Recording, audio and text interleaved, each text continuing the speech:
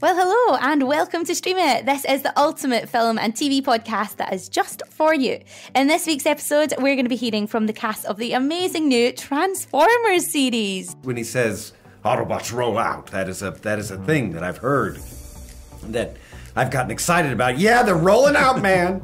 Gotta roll it out. Yeah, and as always, we're going to bring you 5 picks of what you absolutely need to be watching this week. This is Fun Kids Stream It. Hello.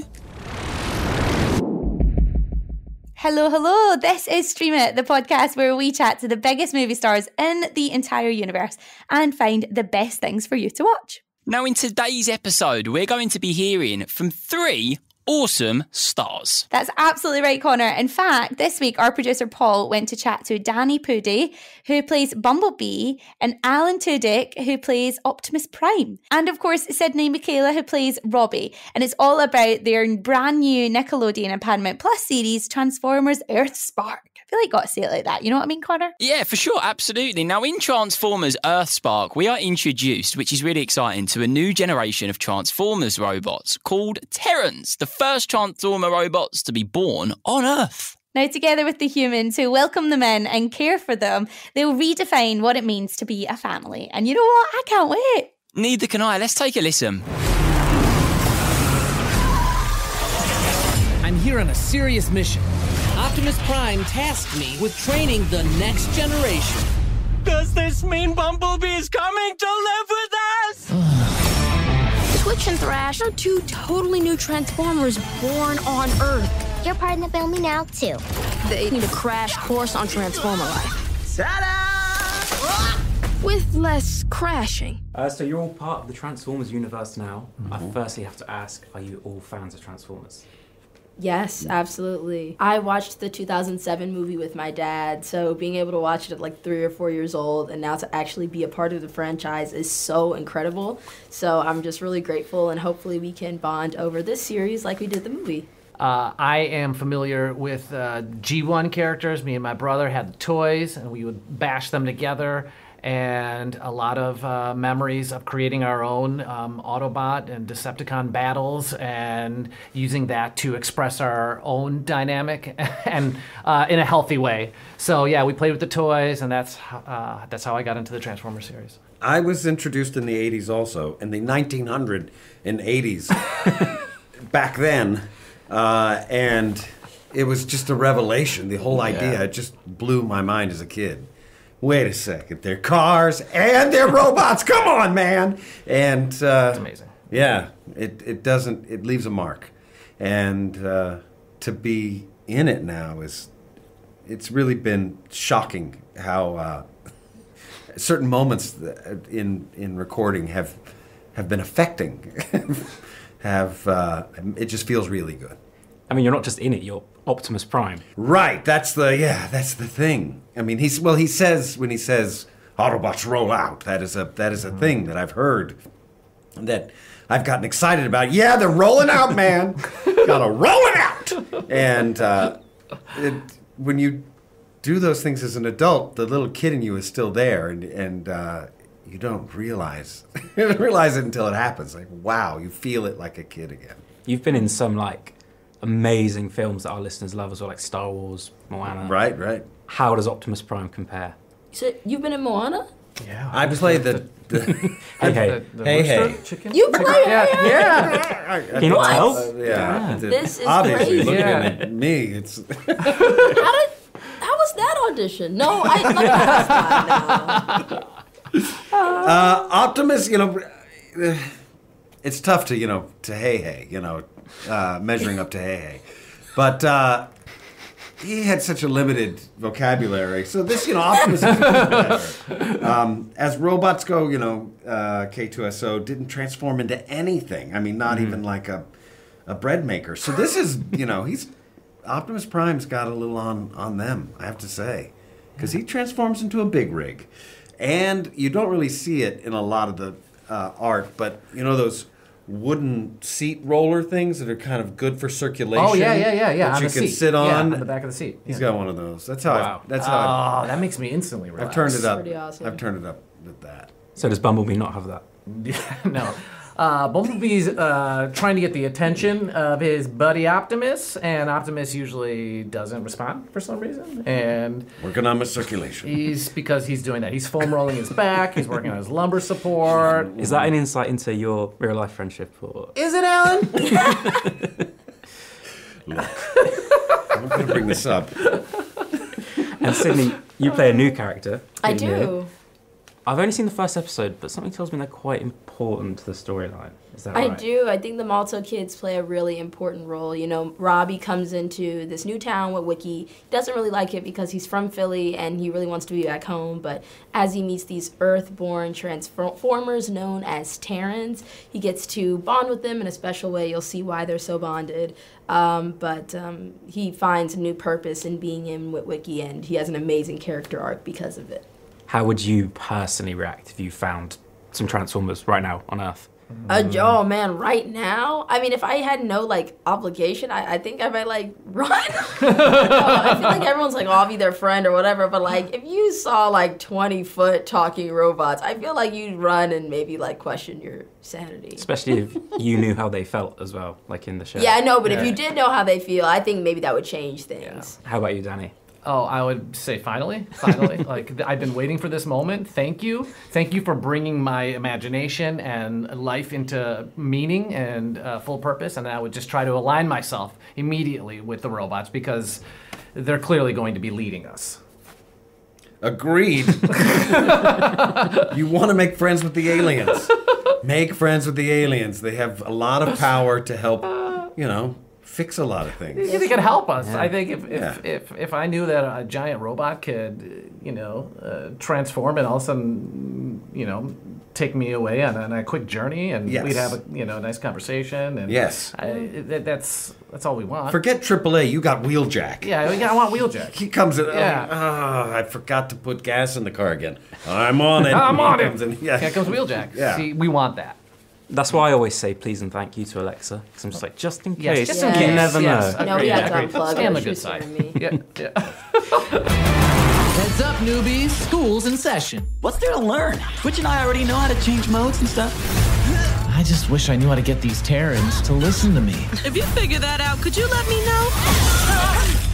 Family meeting. Sensing a fun killer. A mysterious new enemy is threatening this town. I will rid this planet of your species. You're telling me Decepticons are right here in Witwicky?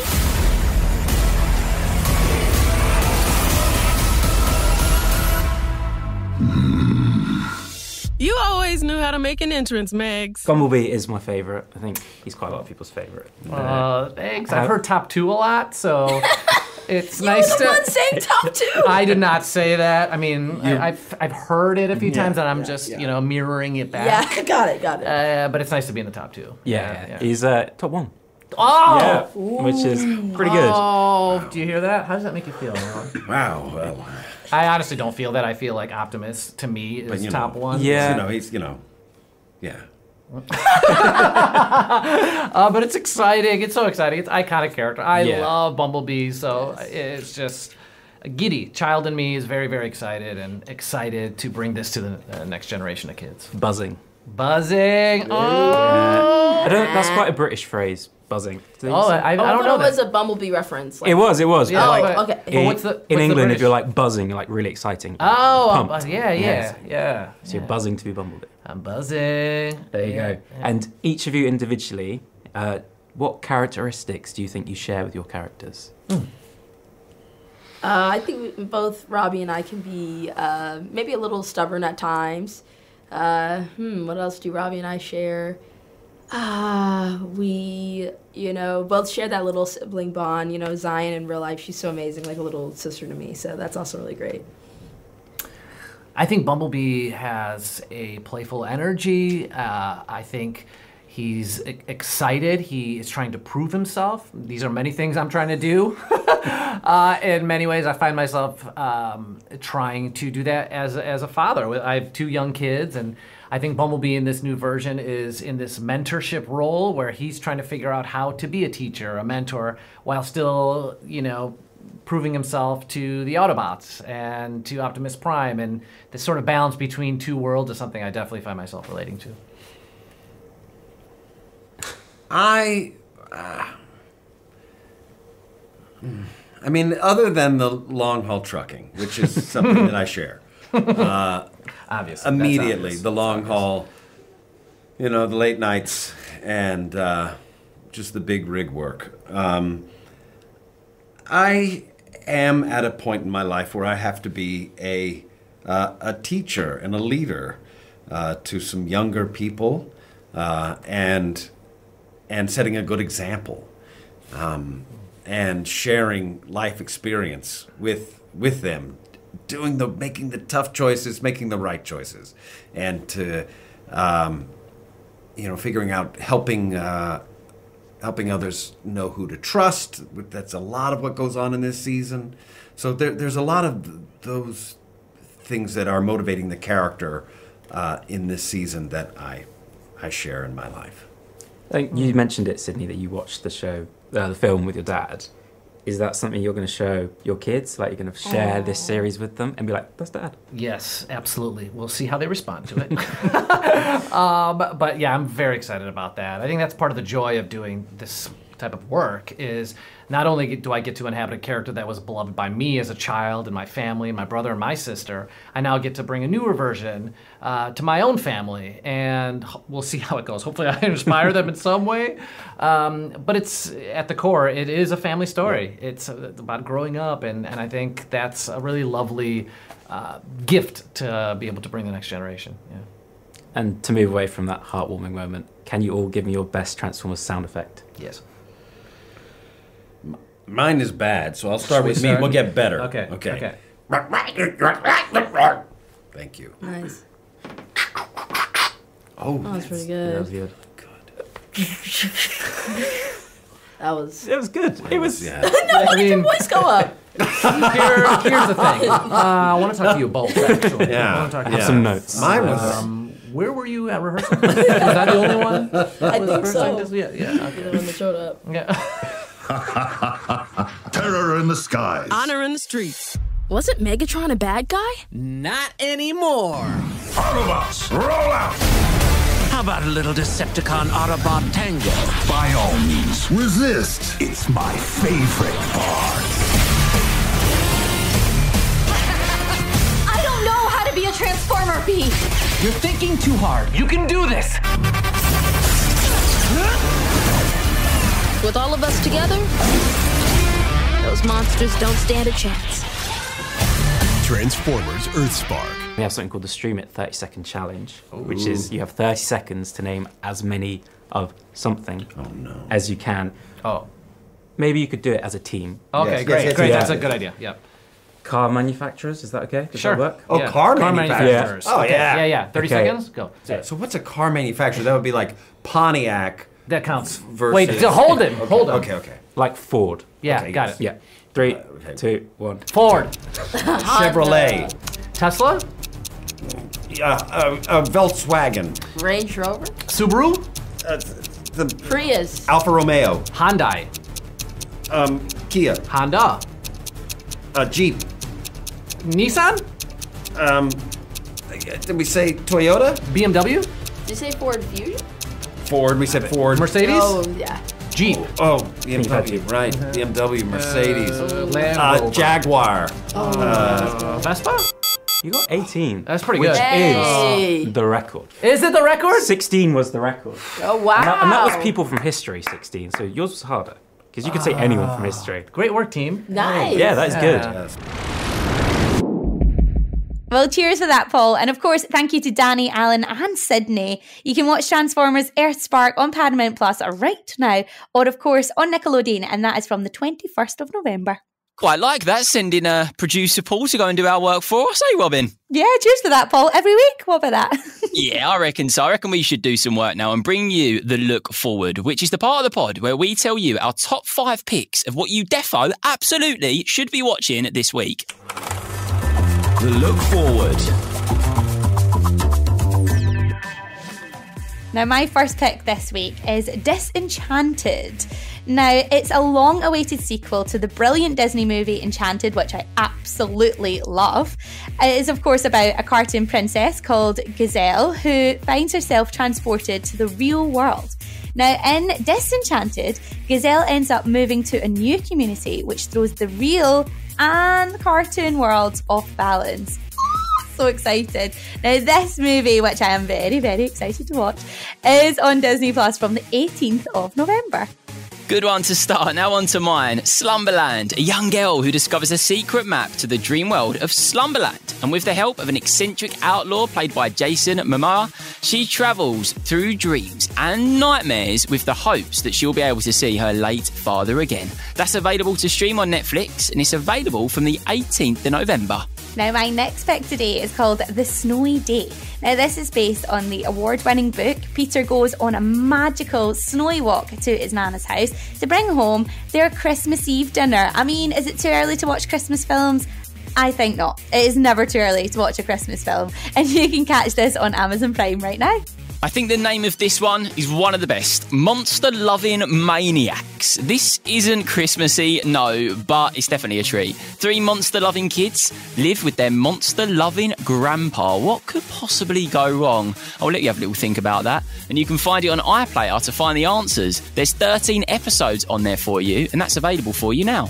Now, my next pick might be a little surprising, I reckon, Connor. You might be surprised that I've picked this one. Oh, okay. What is it? It's called The Soccer Football Movie. Now, this is, of course, because the World Cup starts next week, so I've gone with it.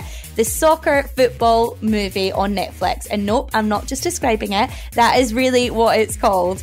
It's all about 4 young football fans who team up to help their idols regain their abilities after an evil scientist steals their talent. That is so exciting, isn't it? It's on Netflix right now. Sounds real good, and that is all we've got time for this week. What a great week, a busy week too. If you enjoyed the episode, then don't forget to subscribe, follow, rate us 5 stars, and all that good stuff. Absolutely. And remember, it's never too early for a Christmas movie. That is the theme of the week. And of course, if you want to hear yourself on the podcast, The Kids Review, then head on over to funkidslive.com/stream it to record yourself telling us all about your favourite film. Yeah, we'd love to hear from you. We're also in the process of making a new Zombies 3 special episode of Stream It, which we're really, really excited about. So if you love the movie, we'd love to hear from you. You could be part of it. Just head on over to funkidslive.com. It's /stream it to record yourself, telling us what you love about Zombies 3 and what your favourite part is. And as always, thank you so much for listening. We love hanging out with you, and we'll see you next week. Bye.